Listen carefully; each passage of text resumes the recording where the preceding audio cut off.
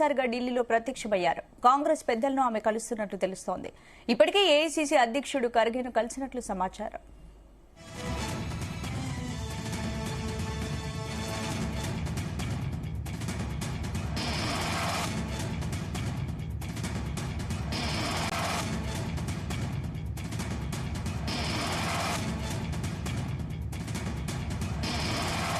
MLA కోట MLC seat కోసం ఆమె ప్రయత్నం చేస్తున్నట్లు టాక్ వినిపిస్తోంది. మరోవైపు తెలంగాణ కాంగ్రెస్ నేతలు ఢిల్లీకి వెళ్తున్నారు. సీఎం రేవంత్ రెడ్డి 2 రోజుల పాటు అక్కడే ఉండనున్నారు. ఈ నేపథ్యంలో విజయశాంతి ఢిల్లీలో కాంగ్రెస్ పెద్దలను కలుస్తుండటంతో ఆమెకు ఎమ్మెల్సీ స్థానం ఇస్తారనే చర్చ జరుగుతోంది.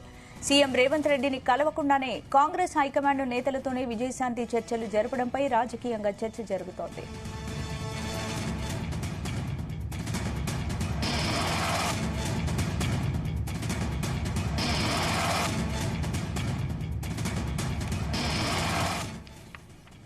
ఇక ఇదే అంశానికి సంబంధించి పూర్తి అప్డేట్స్ మా చీఫ్ న్యూస్ కోఆర్డినేటర్ రాధాకృష్ణ అందిస్తారు. Radhakrishna, good evening. స్పందన, చాలా రోజుల తర్వాత విజయశాంతి పొలిటికల్ గా యాక్టివ్ అయినట్టు కనబడతా ఉంది. ఉన్నట్టుండి ఒక్కసారిగా తెరపైకి మళ్ళీ విజయశాంతి రావడం పట్ల రాజకీయ వర్గాల ఆసక్తికర చర్చ జరుగుతా ఉంది.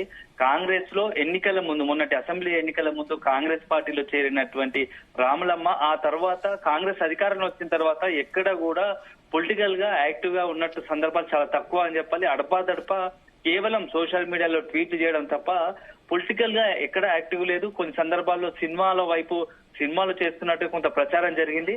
అయితే ఉన్నట్టుండి గత రాత్రి నుంచి, అంటే నిన్నటి నుంచి కొంత విజయశాంతి పొలిటికల్ గా యాక్టివ్ అయినట్టుగా తెలుస్తా ఉంది. విజయశాంతి ఏకంగా ఢిల్లీకి వెళ్లి అక్కడ ఉన్నటువంటి కొంత కాంగ్రెస్ పెద్దలను కలుస్తున్నట్టుగా సమాచారం అంతా ఉంది. ఇప్పటికే ఏఐసీసీ అధ్యక్షుడు ఖర్గేతో సమావేశమైనట్టుగా తెలుస్తా ఉంది. ఉన్నట్టుండి విజయశాంతి ఎందుకు పొలిటికల్ తెరపైకి మళ్లీ వచ్చింది, కాంగ్రెస్ అగ్రనేతలను కలవడానికి కారణం ఏముంది, విజయశాంతిని కాంగ్రెస్ పెద్దలే హైకమాండే విజయశాంతిని పిలిపించుకొని మాట్లాడుతున్నారా, లేకుంటే తానే అపాయింట్మెంట్ తీసుకొని వెళ్ళిందా అని చెప్పేసి ఇప్పుడు గాంధీ భవన్ వర్గాల్లో, తెలంగాణ కాంగ్రెస్ వర్గాల్లో ప్రచారం జరుగుతోంది.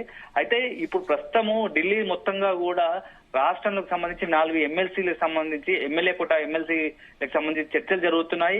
కాంగ్రెస్ పార్టీ ఎవరికి ఎమ్మెల్సీ స్థానాలు కేటాయించాలి, ఎవరికి అభ్యర్థిగా ప్రకటించాలనే ఒక చర్చలు జరుగుతున్న క్రమంలో ఇప్పుడు విజయశాంతి ఢిల్లీకి వెళ్లి అక్కడ పార్టీ పెద్దలను కలవడం వెనుక ఏదైనా మతలబు ఉందా, అంటే విజయశాంతికి ఎమ్మెల్సీ ఇవ్వబోతున్నారా అని చెప్పేసి ఒక చర్చ జరుగుతోంది. 2 రోజుల క్రితం కాంగ్రెస్ సంబంధించి కొత్తగా ఇన్ఛార్జ్ గా వచ్చినటువంటి మీనాక్షి నటరాజన్ కూడా ఇటీవల మెదక్ పార్లమెంటు పరిధికి సంబంధించి సెగ్మెంట్ లో అందరి నేతలతోని ఎమ్మెల్యేలతోని సమావేశం నిర్వహించారు. ఈ సమావేశానికి కూడా విజయశాంతి గైరాజరయ్యారు. కానీ ఆ సందర్భంలోనే విజయశాంతి గురించి చర్చ జరిగినట్టుగా తెలుస్తా ఉంది. ఎందుకంటే పొలిటికల్ గా కొంత ఫైర్ బ్రాండ్ గా ముద్రున్నటువంటి విజయశాంతి ఎందుకు సైలెంట్ గా ఉన్నారు, కొద్దిగా ఆమెకు పార్టీలో యాక్టివ్ గా ఉంటే కొంత కాంగ్రెస్ పార్టీకి ప్లస్ అవుతుంది, రాజకీయంగా కొద్దిగా మంచి పొలిటికల్ మన కాంగ్రెస్ పార్టీ అదేవిధంగా ప్రభుత్వం తీసుకుంటున్న నిర్ణయాలను ప్రజల్లోకి తీసుకెళ్లేందుకు, అదే సమయంలో ప్రతిపక్షాలు సంబంధించి చేస్తున్న విమర్శలను అటాక్ చేయడంలో కొంత విజయశాంతి అయితే పర్ఫెక్ట్ గా ఉంటుందని చెప్పేసి కొంత చర్చ జరిగినట్టుగా తెలుస్తోంది. ఈ క్రమంలోనే మీనాక్షి నటరాజన్ కొంత ఢిల్లీ హైకమాండ్ కు ఈ విషయం చేరవేసినట్టుగా తెలుస్తోంది. ఈ క్రమంలోనే ఢిల్లీ నుంచి కొంత పిలుపు వచ్చినట్టుగా మనకు అందుతున్న సమాచారం. అయితే విజయశాంతి కాంగ్రెస్ పెద్దలను కలవడం వెనుక ఇంకేదన్నా ఉందా? ఎందుకంటే ఇటీవల కాలంలో రాష్ట్రంలో రాజకీయాల్లో అనేక పరిణామాలు సంభవిస్తున్నాయి. ఒకవైపు తీన్మార్మల్ సస్పెన్షన్ తో పాటు ఎమ్మెల్సీలకు సంబంధించి, అదేవిధంగా రీసెంట్ గా నిన్న సంబంధించి కరీంనగర్ సంబంధించి గ్రాడ్యుయేట్ అదే టీచర్స్ ఎమ్మెల్సీ స్థానాల్లో కాంగ్రెస్ కొంత అధికారంలో ఉండి కూడా కొంత ఓటమి పాలు కావడం, పార్టీలో వితిన్ అంతర్గతంగా కొంత అనేక బహిరంగ ప్రజాస్వామ్యం సంబంధించి విమర్శలు, అంతర్గత ప్రజాస్వామ్యం ఎక్కువై ఒకరిపై ఒకరు విమర్శలు చేసుకోవడం, అదే విధంగా మొత్తంగా పొలిటికల్ కాంగ్రెస్ పార్టీకి సంబంధించి జరుగుతున్న పరిణామాలన్నీ కూడా అధిష్టాన పెద్దలకు వివరించే అవకాశం ఉన్నట్టుగా తెలుస్తా ఉంది. ఉన్నట్టుండి ఒక్కసారిగా రాములమ్మ మళ్ళీ పొలిటికల్ గా యాక్టివ్ కావడం పట్ల మాత్రం అనేక ప్రచారాలు జరుగుతున్నాయి. అయితే ఒకటి అందులో భాగంగా ఎమ్మెల్సీ ఇస్తారా, లేకుంటే ఇంకేదైనా పార్టీకి సంబంధించి కీలక పదవి ఇవ్వబోతున్నారా?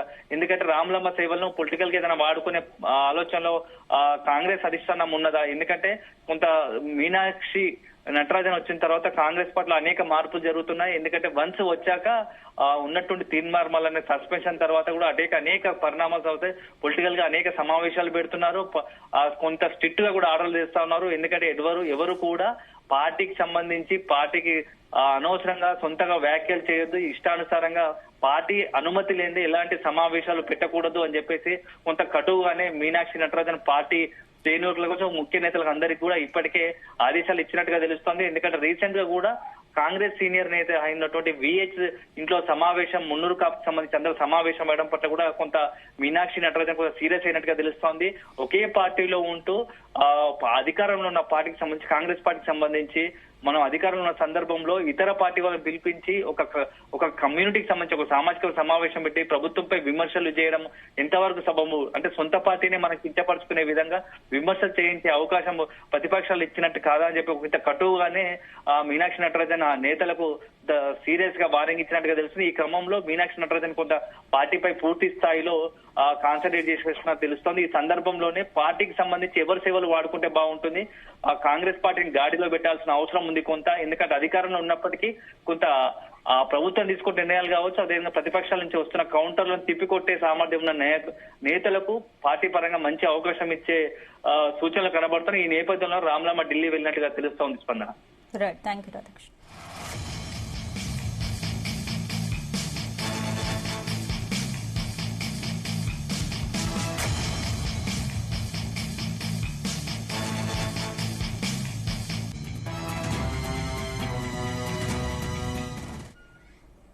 Bulletin short break. స్టేట్ ఢిల్లీలో ప్రత్యక్షమయ్యారు. కాంగ్రెస్ పెద్దలను ఆమె కలుస్తున్నట్లు